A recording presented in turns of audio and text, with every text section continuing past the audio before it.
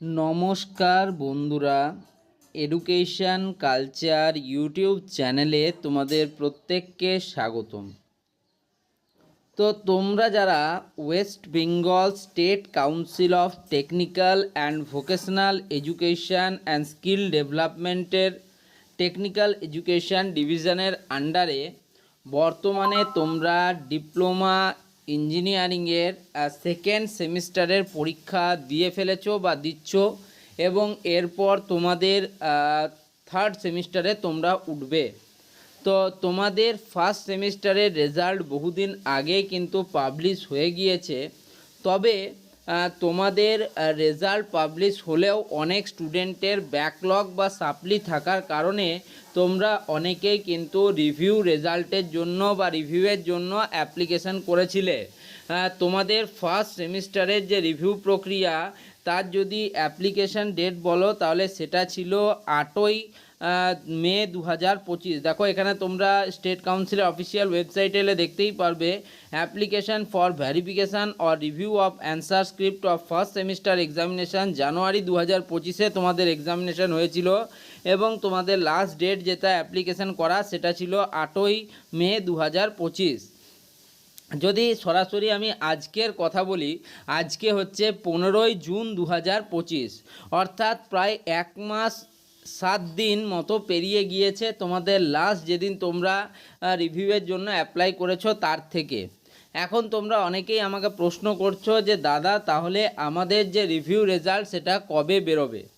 দেখো, যদি তুমি আমার একদম প্রথম দিককার ভিডিও দেখো, রিভিউ রেজাল্ট রিলেটেড যেখানে আমি কথাগুলো বলেছিলাম, সেটা ভালোভাবে চেক করলে তোমরা দেখতে পাবে সেখানে আমি জানিয়েছিলাম যে কোনোভাবেই জুন মাসের লাস্ট উইকের আগে তোমাদের রিভিউ রেজাল্ট দেওয়া সম্ভবপর নয়। এর পিছনে বেশ কিছু কারণের কথাও আমি বলেছিলাম, ফলে সেই কারণগুলোই আবারও সেই কারণগুলোই কিন্তু বারবার ঘুরে ফিরে আসছে। ওকে, তো ওই জন্যই তোমাদের বলছি, তোমাদের যে রিভিউ রেজাল্ট, সেই রিভিউ রেজাল্টের বেরোতে আজকে যদি 15 তারিখ হয়, তাহলে পরবর্তী 15 দিনের মধ্যে, বা আরও স্পেসিফিকভাবে বললে 23 জুন থেকে 30 জুনের মধ্যে রেজাল্ট বেরোবার সম্ভাবনা সবথেকে বেশি। আমি এখানে সম্ভাবনা বলছি, কেন বলছি সম্ভাবনা সেটাও তোমাদের জানিয়ে দিই। দেখো, তোমরা যারা West Bengal state council of technical and vocational education and skill ডেভেলপমেন্টের আন্ডারে পড়াশুনো করছো, তোমরা জানো তোমাদের যে মার্কস আপলোডিংয়ের লাস্ট ডেট দিয়ে দেওয়ার পরেও কিন্তু রেজাল্ট বেরোতে আরও 1 মাস লাগিয়ে দেয়। তার মানে তোমরা এক কথায় বুঝতেই পারছো যে কতটা কেয়ারলেসলি তোমাদের এই এক্সাম রেজাল্ট বা তোমাদের অ্যাডমিশান প্রক্রিয়া বা অন্যান্য বিভিন্ন যে বিষয়গুলো রয়েছে কতটা লাইটলি নেওয়া হয়, এটা কিন্তু তোমরা জেনে রাখো। সেই জন্যই আমি কিন্তু তোমাদের কাছে 15 দিন মতো সময় চেয়ে নিচ্ছি, যে 15 দিন মতো কিন্তু সময় লাগবে। এমনটা হলো জুন মাসে রেজাল্টই বেরোলো না, তখন তোমরা বলবে যে দাদা আপনার প্রেডিকশান ভুল হয়ে গেল। তাই জন্য আগে থেকেই আমি তোমাদের জানিয়ে রাখছি যে সম্ভাবনা রয়েছে তোমাদের 23 জুন থেকে 30 জুনের মধ্যে রেজাল্ট বেরোবার।